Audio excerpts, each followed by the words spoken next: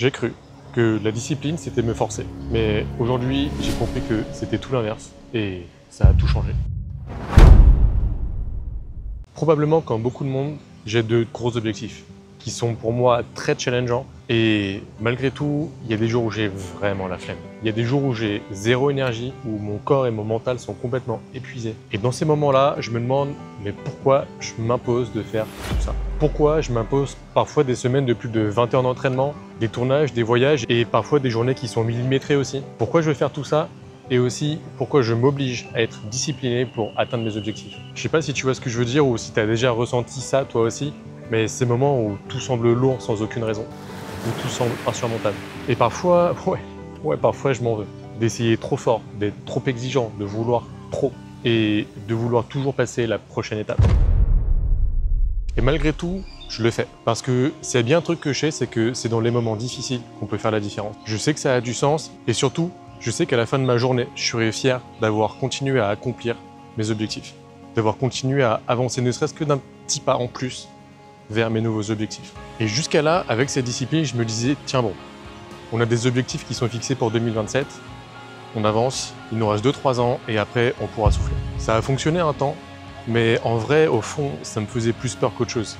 Peur de ne pas être assez fort pour tenir 2 ans, peur que 2 ans ce soit trop long. Alors j'ai décidé de changer de regard. Plutôt que de me battre contre moi, j'ai décidé d'avancer pour moi et avec moi. Avant, je voyais la discipline comme le fait de m'imposer des trucs durs même si j'en avais pas envie. Et surtout, coûte que coûte. Je voyais ça un peu comme une obligation, peu importe mon état. Maintenant, je vois la discipline comme un pacte. Un pacte entre le moi d'aujourd'hui et le moi de demain. Et chaque fois que je respecte ce pacte, même sur un détail minuscule, je renforce ma confiance, mon identité et mon chemin. Parce que je sais pourquoi j'ai fait ce pacte, je sais ce que j'ai à gagner à pouvoir le respecter. Et maintenant, je vois ça comme un rappel.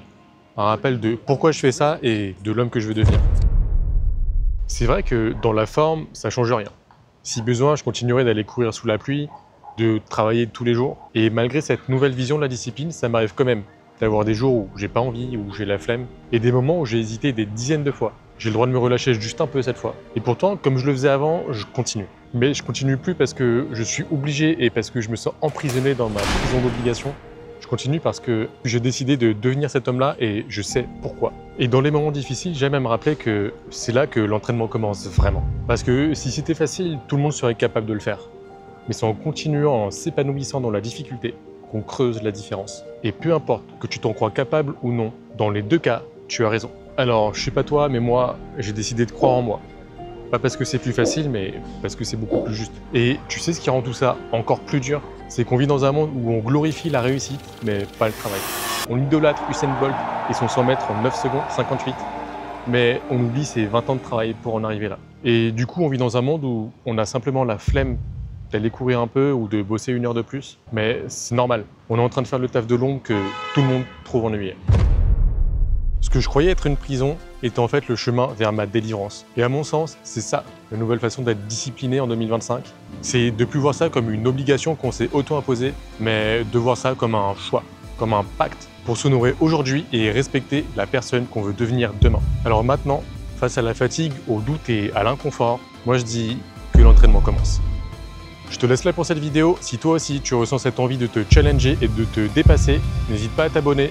Et d'ici la prochaine, n'oublie pas que c'est ta vie, ton esprit et tes limites. Ciao!